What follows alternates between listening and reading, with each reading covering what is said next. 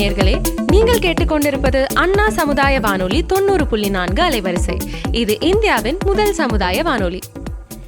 நேர்களே, இப்பொழுது நாம் கேட்கவிருப்பது நமது அண்ணா சமுதாய வானொலி மற்றும் மத்திய அரசு நிறுவனமான மദ്രാസ് உர நிறுவனம் இணைந்து வழங்கும் பிரதமரின் பிரணாம், தாய் பூமியின் மறுசீரமைப்பு, ஊட்டச்சத்து விழிப்புணர்வு மற்றும் மேம்படுத்தலுக்கான திட்டம் பற்றிய தொடர் நிகழ்ச்சி. இந்த நிகழ்ச்சியினை விவசாயிகள் கேட்டு அதிகப்படியான ரசாயன உர பயன்பாட்டினை தவிர்த்து சமச்சீர் உர மேலாண்மையை செயல்படுத்தி மாற்று உரங்களை பயன்படுத்துவதன் மூலம் உர செலவுகளை குறைத்து மகசூலையும் பெருக்கலாம், மண் வளத்தையும் காக்கலாம்.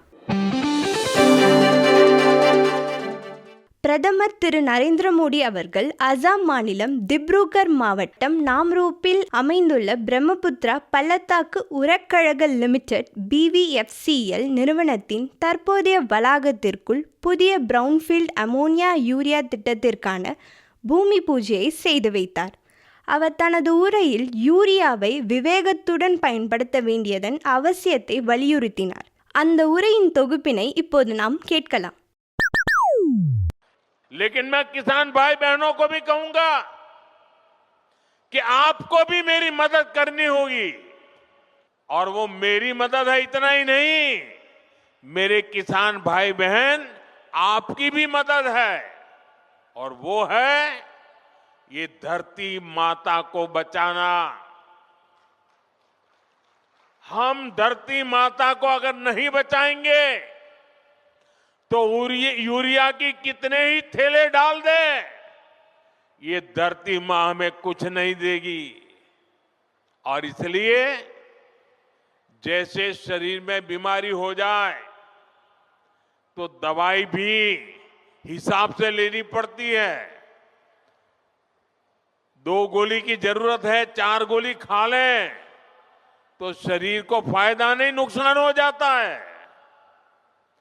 वैसा ही ये धरती मां को भी अगर हम जरूरत से ज्यादा,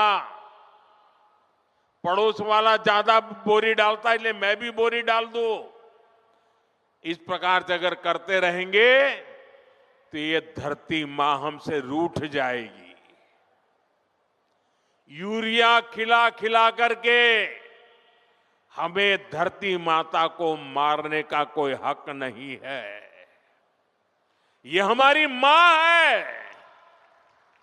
हमें उस मां को भी बचाना है. நேயர்களே, இந்நிகழ்ச்சியின் 2ஆம் பருவத்தின் 26ஆம் பாகமாக இன்று விவசாயிகளின் வருமானத்தை உயர்த்த சிறந்த வேளாண் சந்தைப்படுத்தல் முறைகள் குறித்து விளக்கவிருக்கிறார் திரு எஸ் துரைபாண்டியன் அவர்கள், முதன்மை மேலாளர் சந்தைப்படுத்துதல் சேவைகள், மദ്രാസ് உர நிறுவனம், மணலி, சென்னை. உடன் உரையாடுபவர்கள் மாணவிகள் சுபஸ்ரீ மற்றும் பாவனா. வாங்க நிகழ்ச்சியை கேட்கலாம். வணக்கம் சார். அன்பான விவசாய பெருமக்களுக்கு மദ്രാസ് உர நிறுவனத்தின் சார்பாக என்னுடைய மனமார்ந்த வணக்கத்தை தெரிவித்துக் கொள்கிறேன். இந்த அண்ணா சமுதாய வானொலி 90.4 மூலமாக உங்களை எல்லாம் சந்திப்பதில் மகிழ்ச்சி. நன்றி சார். இன்றைக்கி நம்ம பார்க்க போகிற தலைப்பு என்ன சார்? இன்றைக்கி நம்ம பார்க்கக்கூடிய தலைப்பு ரொம்ப முக்கியமான தலைப்பு. விவசாய சந்தைப்படுத்துதல் அப்படின்ற தலைப்பில் தான் இன்றைக்கி நம்ம பேச போகிறோம். ஆங்கிலத்தில் அக்ரிகல்ச்சுரல் மார்க்கெட்டிங் அப்படின்னு சொல்லுவாங்க. இந்த விவசாய சந்தைப்படுத்துதல் அப்படின்னா என்னென்னா, விவசாயத்தில் நம்ம உற்பத்தி செஞ்சால் மட்டும் பத்தாது, அதை சரியான சந்தையில் சரியான நேரத்தில் சரியான விலையில் விற்கிறதுல தான் விவசாயியோடைய வெற்றி இருக்குது, விவசாயத்தோட வெற்றியும் இருக்குது. இன்றைக்கி நம்ம இந்த விவசாய சந்தைப்படுத்துதல் அப்படின்ற தலைப்பில் பல துணை தலைப்புகளில் பல விஷயங்களை பேச போகிறோம். அதாவது விவசாய சந்தைப்படுத்துதல் அப்படின்னா என்ன, பாரம்பரியமான சந்தை முறைகள் என்றால் என்ன, மண்டி மற்றும் APMC சந்தைகள், நேரடி விற்பனை உழவர் சந்தைகள், ஈனாம் அப்படின்னு சொல்லக்கூடிய மின்னணு சந்தை, கையிருப்பு எப்படி வச்சுக்கிறது, குளிர்சாதன சங்கிலி, மதிப்பு கூட்டி நம்மளுடைய விவசாய பொருட்களை எப்படி விற்பனை செய்வது, இதற்கு அரசினுடைய ஆதரவு இருக்கா, MSP அப்படின்னு சொல்லக்கூடிய குறைந்தபட்ச ஆதார விலை அப்படின்னா என்ன, ஒப்பந்த விவசாயம், டிஜிட்டல் மார்க்கெட்டிங், இதை பற்றியெல்லாம் இந்த விவசாய சந்தைப்படுத்துதல் அப்படின்ற தலைப்பில் நம்ம பேச போகிறோம். இப்போ விவசாய சந்தைப்படுத்துதல் அப்படின்னா என்ன அப்படின்னு நீங்கள் கேட்டிங்கன்னா, நம்ம விளைவிக்கிற பொருளை வந்து சந்தையில் விற்கிறது தான் விவசாய சந்தைப்படுத்துதல், எளிமையாக சொல்லப்போனால். ஆனால் அது மட்டும்தான் இருக்கா இதில் அப்படின்னா இல்லை. இந்த விவசாய சந்தைப்படுத்துதல் அப்படின்றதில் வந்து நிறைய செயல்முறைகள் இருக்குது. அதாவது பொருட்களை சேகரித்தல், தர நிர்ணயம் பண்ணுறது, சேமிக்கிறது, போக்குவரத்து, அதை எப்படி சந்தைக்கு எடுத்துகிட்டு போகிறது, அதை அங்கே எப்படி விற்பனை செய்வது அப்படின்ற எல்லாத்தையும் உள்ளடக்கிய முழுமையான செயல்முறை தான் இந்த விவசாய சந்தைப்படுத்துதல் அப்படின்றது. இது வந்து உற்பத்தியாளருக்கும் நுகர்வோருக்கும் இடையே ஒரு பாலமாக செயல்படுது. வணக்கம் சார். விவசாய சந்தைப்படுத்துதலோட முக்கியத்துவம் என்ன சார்? இதை ஏன் நாங்கள் தெரிஞ்சுக்கணும் அப்படின்னு நீங்கள் கேட்டிங்கன்னா, உங்களுடைய விவசாய விளைபொருட்களை கஷ்டப்பட்டு விவசாயம் பண்ணி அறுவடை பண்ணுற அந்த விவசாய விளைபொருட்களுக்கு நல்ல விலை கிடைக்கணும் அப்படின்னா இந்த சந்தைப்படுத்துதல் ரொம்ப முக்கியம். இப்போ இடைத்தரகர்களுடைய ஆதிக்கம் வந்து அதிகமாக இருக்குது. அவங்களுடைய சுரண்டலை தவிர்க்கணும்னா இந்த சந்தைப்படுத்துதல் முக்கியம். சந்தை தகவல் அறிந்து செயல்படணும், லாபகரமான விவசாயத்தை உருவாக்கணும் அப்படின்னு நீங்கள் நினச்சிங்கன்னா இந்த சந்தைப்படுத்துதலை பற்றி தெளிவாக தெரிஞ்சுக்கணும். ஒரு விவசாயி அதிக மகசூல் தக்காளியில் எடுத்தால் கூட அது சரியான நேரத்தில் அது சந்தையில் விற்கலைன்னா நஷ்டம்தான் ஏற்படும், மகசூலுக்கு மதிப்பு கிடையாது. அதே தக்காளியை மதிப்பு கூட்டலாக சாஸ் செஞ்சு விற்றா அதில் அதிக லாபம் கிடைக்கும். இதனால் சந்தைப்படுத்துதலை பற்றி தெரிஞ்சுக்கிறது ரொம்ப ரொம்ப முக்கியம். இப்போ நம்ம பாரம்பரியமான சந்தை அமைப்பு முறைகளை பற்றி படிக்க போகிறோம். அதாவது உள்ளூர் சந்தை கேள்விப்பட்டிருப்பீங்க. உள்ளூர் சந்தைன்றது வந்து ஒரு விவசாயி தன்னுடைய கிராமம் அல்லது அருகில் உள்ள நகரத்தில் நேரடியாகவோ அல்லது சிறு வியாபாரிகள் மூலமாகவோ தன்னுடைய விளைபொருட்களை விற்பனை செய்கிறது தான் இந்த உள்ளூர் சந்தை அப்படின்னு சொல்லுவாங்க. இதில் கிராம சந்தை, வார சந்தைனா ஒவ்வொரு வாரத்துக்கும் ஏதோ ஒரு நாள் வந்து அந்த சந்தை கூடும். சில்லறை காய்கறிகள் சந்தைகள் இருக்குது, உழவர் சந்தைகள் இருக்குது. இது எல்லாமே உள்ளூர் சந்தைகளில் தான் வரும். இங்கே விற்பனை செய்யப்படும் பொருட்கள் பார்த்திங்கன்னா பெரும்பாலும் காய்கறி, பழம், தானியம், பூக்கள், பால், முட்டை போன்ற பொருட்களை வந்து இந்த உள்ளூர் சந்தையில் விற்பாங்க. இந்த உள்ளூர் சந்தையில் வந்து பார்த்திங்கன்னா ஒரு பெரிய குறை, இடைத்தரகர்களுடைய ஆதிக்கம் வந்து ரொம்ப அதிகம். விலை மாற்றமும் அடிக்கடி வரும். தரத்தை வந்து குறிப்பிடாமல் மதிப்பிடாமல் பொருட்களை விற்பாங்க. அதனால் விவசாயிகளுக்கு வந்து குறைந்த அளவு தான் வருமானம் வரும். அப்புறம் இந்த உள்ளூர் சந்தையினுடைய செயல்முறைகள் அப்படின்னு என்ன அப்படின்னு பார்த்திங்கன்னா, உள்ளூர் சந்தையில் வந்து விவசாயி ஏற்கனவே சொன்னது போல் சில்லறை வியாபாரி மூலமாக நுகர்வோருக்கு தன்னுடைய பொருளை விற்பார். இல்லைன்னா விவசாயி நேரடியாகவே நுகர்வோருக்கு தன்னுடைய பொருளை விற்பார். இதில் இந்த உள்ளூர் சந்தையில் விலை எப்படி நிர்ணயம் செய்யப்படுது அப்படின்னு பார்த்திங்கன்னா, டிமாண்ட் அண்டு சப்ளைன்னு சொல்லுவாங்க. அந்த பொருளுக்கு தேவை அதிகமாகவும் சப்ளை வரத்து குறைவாகவும் இருந்தால் அதனுடைய விலை நன்றாக இருக்கும். இது இல்லாமல் பருவகாலம் அடிப்படையிலையும் அந்த விலை நிர்ணயம் தீர்மானிக்கப்படுகிறது. உதாரணமாக மழை காலத்தில் தக்காளி அதிகமாக வந்தால் விலை குறையும், வெயில் காலத்தில் குறைவாக இருந்தால் விலை கூடும். இதனுடைய அடிப்படையில் தான் உள்ளூர் சந்தையில் வந்து விலை நிர்ணயம் பண்ணுறாங்க. இந்த உள்ளூர் சந்தையினுடைய நன்மைகள் என்ன அப்படின்னு பார்த்திங்கன்னா, போக்குவரத்து செலவு வந்து ரொம்ப கம்மியாக இருக்கும்.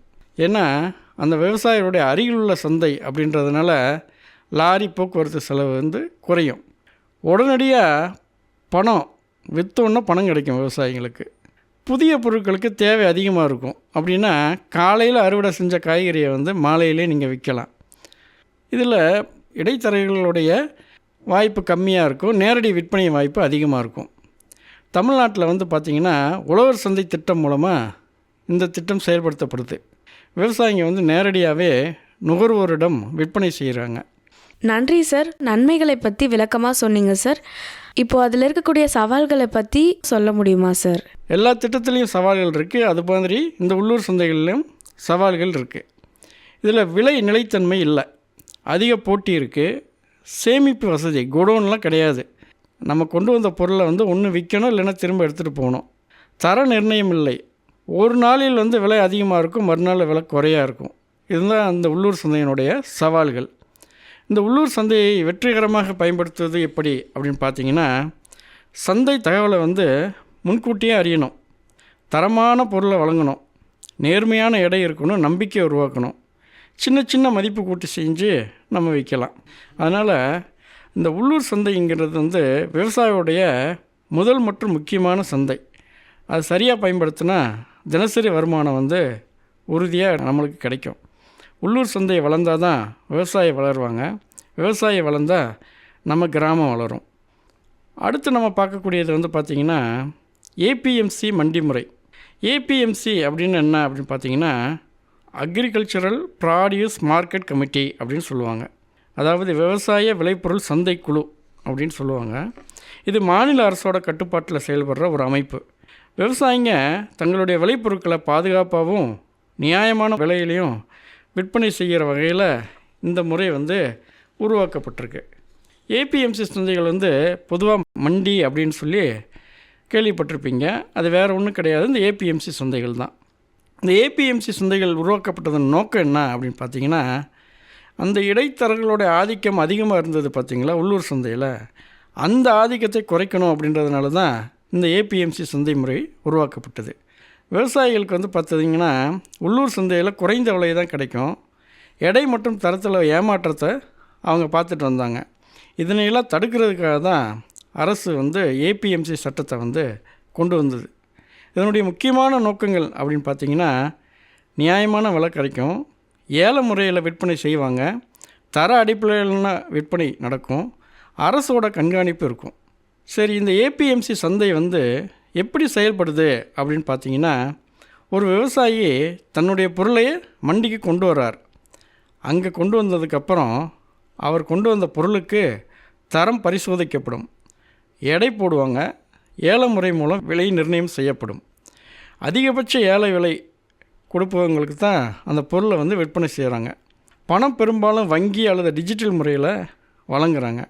இந்த ஏபிஎம்சி சந்தையில் உள்ள நன்மைகள் என்ன அப்படின்னு பார்த்தீங்கன்னா, அரசோட பாதுகாப்பு இருக்குது, ஏற்கனவே சொன்னது மாதிரி போட்டி ஏல முறை இருக்குது, வெளிப்படையான விற்பனை இருக்குது, எம்எஸ்பி அப்படின்னு சொல்லக்கூடிய குறைந்தபட்ச ஆதரவு விலை நடைமுறைப்படுத்துறதுனால விவசாயிங்களுக்கு உரிய விலை கிடைக்குது.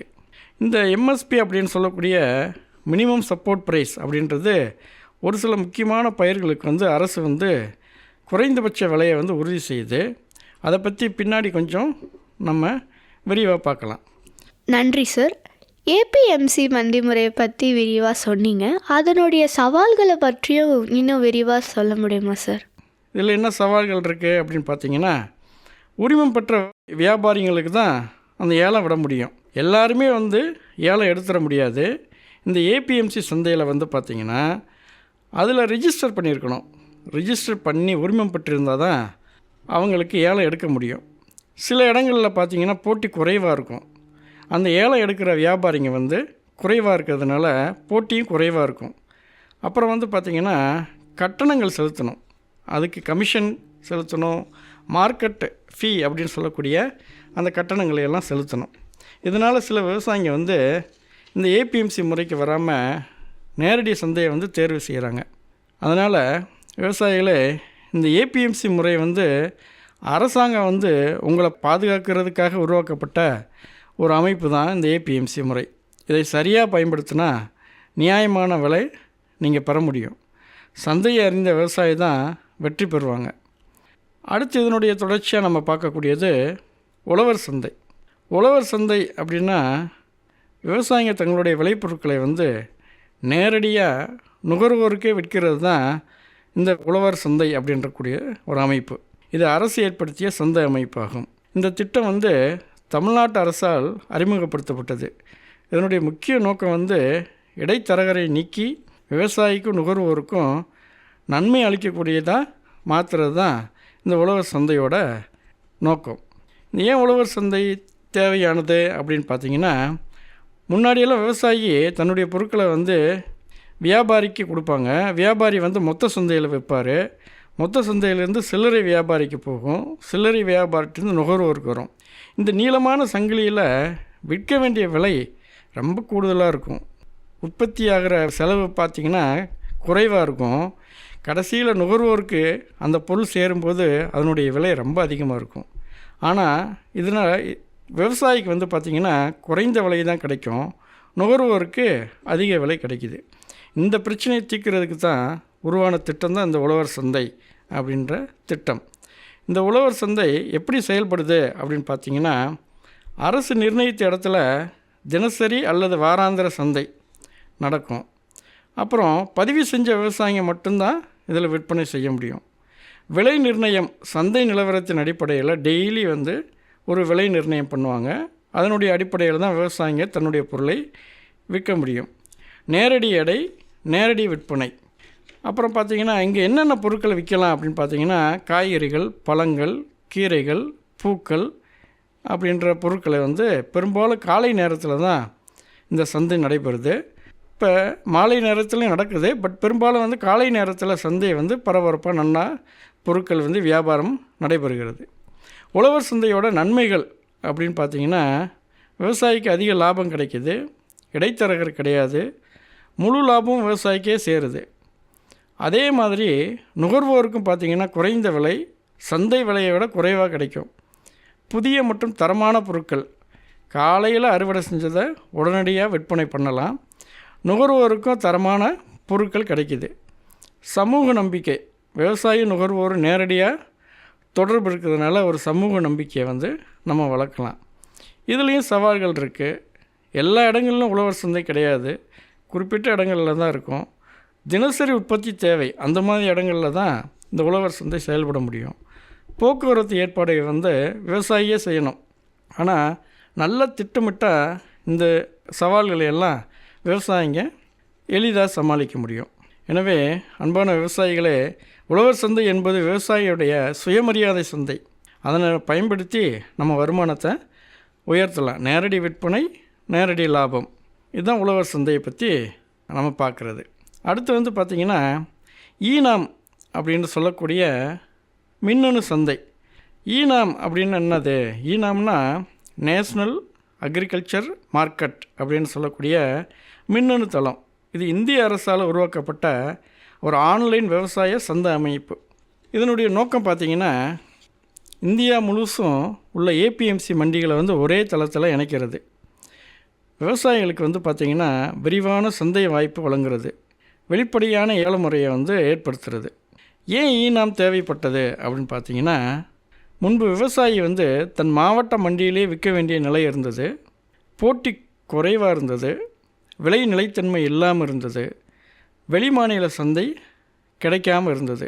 இந்த சிக்கலை தீர்க்கிறதுக்கு தான் ஈனாம் வந்து உருவாக்கப்பட்டது. இப்போது விவசாயி வந்து தன்னுடைய பொருளை மற்ற மாநில வியாபாரிகளுக்கும் இதன் மூலமாக விற்க முடியுது. இது எப்படி செயல்படுது அப்படின்னு பார்த்தீங்கன்னா, விவசாயி வந்து தனது அருகில் உள்ள ஏபிஎம்சி மண்டியில் போயிட்டு பதிவு செய்யணும், ரிஜிஸ்டர் பண்ணணும். ரிஜிஸ்டர் பண்ணிவிட்டு அவருடைய விளைபொருட்களை வந்து அங்கே கொண்டு போய் சேர்க்கணும். அப்போ அங்கே அவருடைய விளைபொருட்களை வந்து தரம் பரிசோதிக்கப்படும். இந்த தகவல் வந்து ஈனாம் தளத்தில் வந்து பதிவேற்றம் செய்யப்படும். அப்புறம் ஆன்லைனில் ஏலம் நடக்கும். அந்த ஏலத்தில் அதிக விலை கொடுப்பவர்களுக்கு விற்பனை நடக்கும். பணம் வந்து பார்த்திங்கன்னா பெரும்பாலும் நேரடியாக வங்கி கணக்கிலேயே வரவு வைக்கப்படும். இதனால் வெளிப்படைத்தன்மை இருக்குது, வேகமான பரிவர்த்தனை, நியாயமான விலை கிடைக்கிது. இதனுடைய நன்மைகள் அப்படின்னு பார்த்திங்கன்னா, நாடு முழுவதும் சந்தை இருக்குது, ஆன்லைன் ஏலம், அதனால் போட்டி அதிகமாக இருக்கும், நல்ல விலை, தரமான தர அடிப்படையிலான விலை நிர்ணயிக்கப்படுது, டிஜிட்டல் பண பரிவர்த்தனை நடக்குது.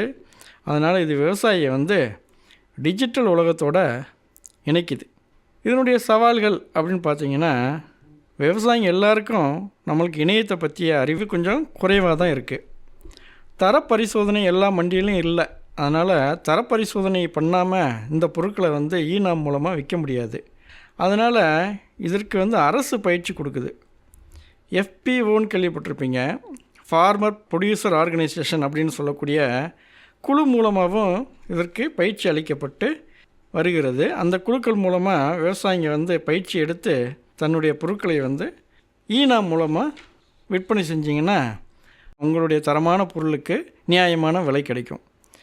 இந்த ஈனாம்ன்றது வந்து ஒரு விவசாயிகளுக்கான டிஜிட்டல் புரட்சி. இதை நம்ம பயன்படுத்திக்கணும். நம்ம சந்தை கிராமத்தை தாண்டி இந்தியா முழுசும் விரிவடையும். மின்னணு சந்தையில் நம்மளுக்கு நியாயமான விலை கிடைக்கும். அடுத்து நம்ம பார்க்கக்கூடியது விவசாயத்தில் சேமிப்பு மற்றும் குளிர்சாதன கிடங்கு, அதை பற்றி கொஞ்சம் பார்க்க போகிறோம்.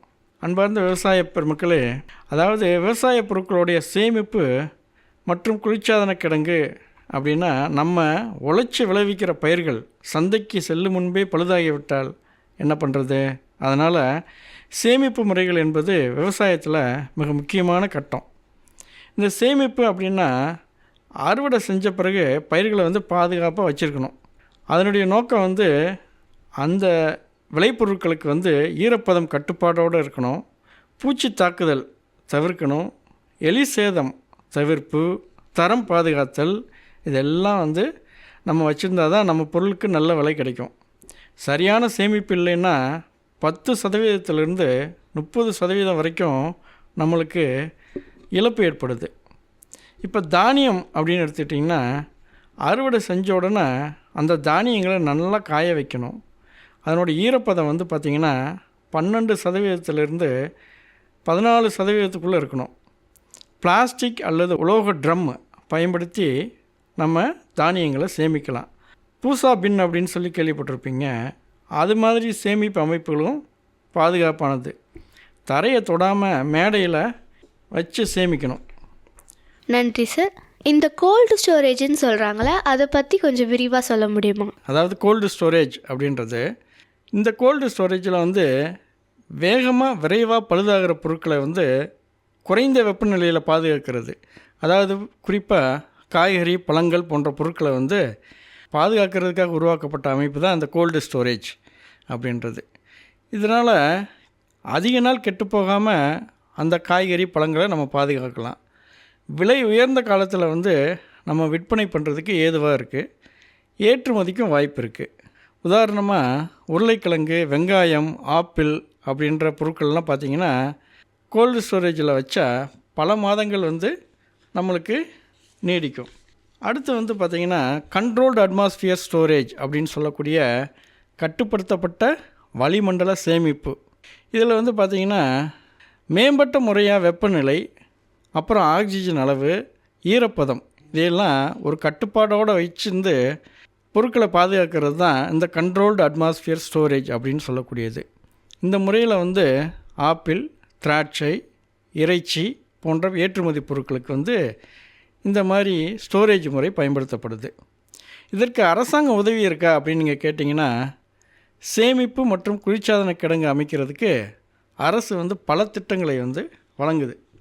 இந்த வேளாண்மை உட்கட்டமைப்பு நிதி, நபார்டு வங்கி உதவி, மானிய கடன் திட்டங்கள், இதன் மூலமாக வந்து நம்ம வந்து அரசாங்க உதவியை பெறலாம். FPO அப்படின்னு சொல்லக்கூடிய ஒரு குழுவாக நீங்கள் ஃபார்மர் ப்ரொடியூசர் ஆர்கனைசேஷன் மூலமாக ஒரு குழு அமைச்சிங்கன்னா இந்த மாதிரி அரசு உதவியோ எளிதாக உங்களுக்கு கிடைக்கும், செலவும் குறையும். அடுத்து விவசாயிங்க கவனிக்க வேண்டியது இதில் என்ன அப்படின்னு பார்த்தீங்கன்னா, சரியான முறையில் தரமான பொருளாக இருக்கான்னு பார்க்கணும். சரியான முறையில் காய்வு இருக்கா, தரம் பிரிக்கிறோமா, பூச்சி மருந்து, புகை மூட்டல் வந்து தேவைப்பட்டால் போடலாம். இந்த மாதிரி கோல்டு ஸ்டோரேஜை தேர்வு செய்யும்போது ஒரு நம்பகத்தன்மை விவசாயிகளுக்கு கிடைக்கிது. சரியான சேமிப்பு இல்லாமல் விவசாய லாபம் சாத்தியமில்லை.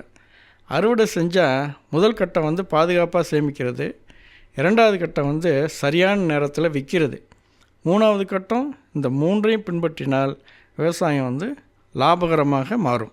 நன்றி சார். மதிப்பு கூட்டி விற்பனை செய்தல் அப்படின்னா என்ன சார்? இந்த மதிப்பு கூட்டல் அப்படின்னு என்ன அப்படின்னு பார்த்தீங்கன்னா, விவசாய பொருளை வந்து சுத்தம் செய்கிறது, தரம் பிரிக்கிறது, அரைக்கிறது, பதப்படுத்துதல், பேக்கிங் செய்கிறது, பிராண்டிங் செய்கிறது, இந்த மாதிரி மாற்றங்கள், சின்ன சின்ன மாற்றங்கள் மூலமாக அந்த பொருளோட மதிப்பு உயர்த்துறது தான் இந்த மதிப்பு கூட்டல் அப்படின்னு நம்ம சொல்கிறோம். உதாரணமாக மக்காச்சோளம் எடுத்துக்கிட்டிங்கன்னா அதனுடைய விலை 20 ரூபாய் ஒரு கிலோவுக்கு கிடைக்கிது. அதையே மக்காச்சோளம் மாவாக மாற்றினீங்கன்னா 40 ரூபாய்க்கு விற்கலாம். அதையே வந்து கார்ன் ஸ்நாக்ஸ் அப்படின்னு சொல்லக்கூடிய தின்பண்டமாக மாற்றி வைத்திங்கன்னா ஒரு கிலோ 120 ரூபா. ஒரே ஒரு பொருள் தான், அதை சின்ன சின்னதாக மதிப்பு கூட்டி விற்கிறதுனால நம்மளுக்கு அதிக லாபம் கிடைக்கிது. இதே மாதிரி பழங்கள்லையும் மதிப்பு கூட்டி நம்ம வியாபாரம் பண்ணலாம். அதாவது உதாரணத்துக்கு மாங்காய் அப்படின்னு எடுத்துட்டிங்கன்னா, மாங்காயை வந்து ஊறுகாய் செஞ்சு விற்கலாம். வாழை அப்படின்னு எடுத்துக்கிட்டிங்கன்னா சிப்ஸு செஞ்சு விற்கலாம். கொய்யா அப்படின்னு எடுத்துக்கிட்டிங்கன்னா ஜாம் அந்த மாதிரி மாற்றி நம்ம விற்கலாம். திராட்சையை வந்து உலர் திராட்சையை மாற்றி நம்ம நல்ல லாபம் அடையலாம். பழங்கள் வந்து வேகமாக கெட்டு போகக்கூடியது. இதனால் மதிப்பு கூட்டி செஞ்சோம்னா நீண்ட காலம் வந்து அதை வச்சுருந்து நம்ம விற்பனை செய்யலாம். தானியங்களில் மதிப்பு கூட்டி எப்படி விற்கிறதுன்னு பார்த்தீங்கன்னா, கம்புன்னு எடுத்துக்கிட்டிங்கன்னா அதை மாவை அரைச்சி கம்பு மாவு அப்படின்னு சொல்லி ஒரு பேக்கிங்கில் போட்டு நம்ம விற்கலாம். ராகி அப்படின்னு எடுத்துக்கிட்டிங்கன்னா ராகி ஹெல்த் மிக்ஸ் அப்படின்னு சொல்லி அதை மதிப்பு கூட்டி விற்கலாம். நெல்லுக்கு வந்து பார்த்திங்கன்னா அரிசி மாவாக பண்ணி விற்கலாம், அரிசி பொரியாக பண்ணி விற்கலாம். அதனால் வந்து மக்கள் வந்து ஆரோக்கிய உணவுகளை வந்து இன்றைக்கி அதிகம் விரும்புகிறாங்க. இதுவே ஒரு பெரிய சந்தையாக இருக்குது. அதனால் மதிப்பு கூட்டி நம்மளுடைய வருமானத்தை வந்து பெருக்கலாம். இந்த மதிப்பு கூட்டி விற்கிறதுனால என்னென்ன நன்மைகள் அப்படின்னா, அதிக வருமானம், வேலை வாய்ப்பு நிறைய பேருக்கு உருவாகுது. பெண்கள் வந்து சுய உதவி குழுக்கள் மூலமாக பயன்பெறலாம். அப்புறம் வந்து பார்த்திங்கன்னா இந்த இடைத்தரகர்களுடைய ஆதிக்கம் குறைவாக இருக்கும். சந்தை விரிவாக்கம் வந்து அதிகமாக இருக்கும். அதாவது பொருளை வந்து அப்படியே விற்றா நம்மளுக்கு லாபம் கிடைக்காது. அப்படியே விற்றா அதுக்கு பேர் விவசாயி. அதாவது இன்னும் கூட தெளிவாக சொல்ல போனோன்னா, கச்சா பொருளை அப்படியே விற்றோம்னா விவசாயி, அதை மதிப்பு கூட்டி செஞ்சால் அது பேர் தொழிலதிபர் அப்படின்னு சொல்லலாம். அதனால் மதிப்பு கூட்டி நம்ம பொருளை வந்து விற்பனை செய்து விவசாயியாக இருந்த நம்ம வந்து தொழிலதிபராக மாறலாம். இதை எப்படி தொடங்குறது அப்படின்னு கேட்டிங்கன்னா, சந்தை தேவை என்ன அப்படின்றது முதல்ல நம்மளுக்கு தெரியணும். அந்த உங்கள் ஏரியாவில் வந்து எந்த பொருளுக்கு டிமாண்ட் நல்லா இருக்குது அப்படின்னு சொல்லி முதல்ல தெரியணும். சிறிய அளவில் வந்து ஸ்டார்ட் பண்ணணும். தரம் வந்து ரொம்ப ரொம்ப முக்கியம். FSSAI அப்படின்னு சொல்லுவாங்க, food safety and standards authority of India அப்படின்ற இடத்துல வந்து நம்ம பொருட்களை வந்து பதிவு செய்யணும். நல்ல லேபிள், பேக்கிங் இதெல்லாம் பண்ணணும். குழுவாக செஞ்சிங்கன்னா, அதாவது மகளிர் சுய உதவி குழுக்கள், அப்புறம் வந்து FPOன்னு சொல்லக்கூடிய ஃபார்மர் ப்ரொடியூசர் ஆர்கனைசேஷன், இந்த மாதிரி ஒரு குழுவாக தொடங்கினா வந்து செலவு குறைவாக இருக்கும். எனவே அன்பான விவசாயிகளே, விவசாயத்தில் வந்து லாபம் பெறணும் அப்படின்னா விளைச்சல் மட்டும் போதாது, மதிப்பு கூட்டலும் அவசியம். விளைச்சலை வந்து விற்பதை விட மதிப்பை உருவாக்கி வைத்தோம்னா உழைப்புக்குரிய மரியாதை கிடைக்கும். எனவே மாற்றத்தை இன்றைக்கே தொடங்குங்க. நன்றி சார். MSP பற்றி விரிவாக சொல்ல முடியுமா சார்? இந்த MSP அப்படின்னா மினிமம் சப்போர்ட் ப்ரைஸ் அப்படின்றது, அதாவது குறைந்தபட்ச விலை, அரசாங்கம் அறிவிக்கிற அந்த குறைந்தபட்ச விலை. அந்த விலைக்கு கீழே சந்தை விலை போனாலும் அரசு வந்து அந்த MSP விலையில் வந்து விவசாயிகிட்டேருந்து அந்த பயிரை வந்து கொள்முதல் செஞ்சுக்கிறோம்.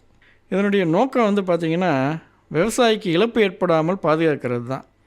சந்தை விலை வீழ்ச்சி ஏற்பட்டாலும் ஆதரவு அரசாங்கம் வழங்குது. அதனால் உற்பத்தியை வந்து ஊக்குவிக்குது.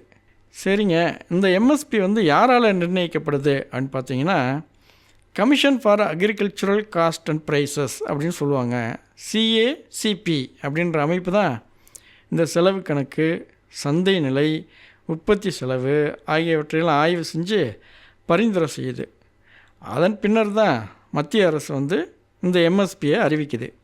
இந்த MSP கீழே கொள்முதல் செய்கிற முக்கியமான அமைப்புகள் அப்படின்னு பார்த்திங்கன்னா, ஃபுட் கார்ப்பரேஷன் ஆஃப் இந்தியா, அப்புறம் அது இல்லாமல் வந்து மாநில அரசுகளே கொள்முதல் மையங்கள் ஏற்படுத்தி இந்த MSP மூலமாக விவசாயிட்டிருந்து பொருட்களை வந்து வாங்கி சேமித்து அதை உரிய காலத்தில் வந்து மக்களுக்கு பயன்படுத்துகிறாங்க.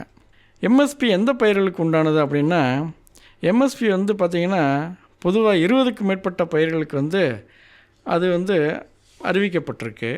முக்கியமான பயிர்கள் அப்படின்னு பார்த்திங்கன்னா நெல், கோதுமை, துவரம்பருப்பு, கடலை, சோளம், ராகி, பருத்தி, சர்க்கரை, கம்பு அப்படின்னு சொல்லக்கூடிய பொருட்கள். குறிப்பாக நெல் மற்றும் கோதுமைக்கு வந்து அதிக அளவில் அரசு வந்து கொள்முதல் செய்யுது. இந்த MSP வந்து எப்படி பயனளிக்கிறது அப்படின்னு பார்த்திங்கன்னா, விவசாயிக்கு குறைந்தபட்ச வருமான பாதுகாப்பு, சந்தை சரிவு ஏற்பட்டால் அதிலிருந்து பாதுகாப்பு, கடன் சுமை குறைவு, உற்பத்தி வந்து உறுதி செய்யப்படுது. உதாரணமாக நெல்லுடைய MSP விலை ஒரு குண்டால் 2000 ரூபான்னு வச்சுக்கோங்க. இப்போ சந்தையில் வந்து 200 ரூபாய் கம்மியாக கொடுத்தா கூட, கம்மியாக விற்பனை செஞ்சால் கூட அரசு வந்து அந்த விவசாயிட்டிருந்து 2000 ரூபாய்க்கு அந்த நெல்லை வந்து கொள்முதல் செய்யும். இதனால் அந்த விவசாயி வந்து இழப்பிலிருந்து காப்பாற்றப்படுகிறார். அடுத்து விவசாயிங்க கவனிக்க வேண்டியது இதில் முக்கியமானது என்ன அப்படின்னு பார்த்தீங்கன்னா, அரசு கொள்முதல் மையத்தில் வந்து பதிவு செய்யணும். அது இல்லாமல் தரச்சான்று, அந்த ஃபேர் ஆவரேஜ் குவாலிட்டின்னு சொல்லுவாங்க, அந்த தரச்சான்று வாங்கியிருக்கணும். அப்புறம் ஈரப்பதம் வந்து சரியான அளவில் இருக்கணும். ஆதார், வங்கி கணக்கு விவரம் வந்து சரியாக இருக்கணும். இதை விவசாயிங்க வந்து கவனமாக பார்த்துக்கணும். இந்த எம்எஸ்பி அப்படின்றது வந்து பார்த்திங்கன்னா விவசாயிக்கு வந்து பாதுகாப்பு கூட. அதனால் இந்த எம்எஸ்பி மட்டுமே நம்பாமல் நம்ம முன்னாடியே நம்ம பேசின மாதிரி மதிப்பு கூட்டி விற்பனை செய்யலாம். நேரடி சந்தைப்படுத்துதல் மூலமாக நம்மளுடைய விற்பனையை கூட்டலாம். எஃபிஓ மூலமாகவும் விற்பனை செய்யலாம். இதையெல்லாம் பயன்படுத்தினோம்னா அதிக லாபம் கிடைக்கும். விவசாயம் நம்ம உயிர். அரசின் எம்எஸ்பி இந்த பாதுகாப்பு. நம்ம அறிவோடு செயல்பட்டோம்னா உழைப்புக்குரிய மரியாதை கிடைக்கும். ரொம்ப நன்றி சார். நன்றி.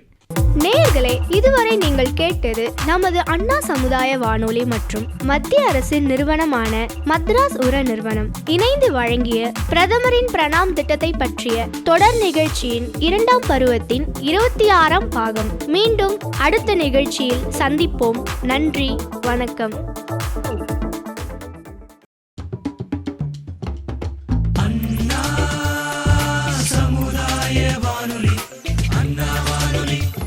சமுதாய வானொலி, இது இந்தியாவின் முதல்வராக சமுதாய வானொலி. அண்ணா வானொலி, சமுதாய வானொலி. அண்ணா சமுதாய வானொலி, அண்ணா வானொலி, சமுதாய வானொலி, இது இந்தியாவின் முதல்வராக சமுதாய வானொலி. அண்ணா வானொலி, சமுதாய வானொலி. 90.4 மெகாஹெர்ட்ஸில் உங்கள் அண்ணா சமுதாய வானொலி. புதிய சமுதாயம் படைப்போம்.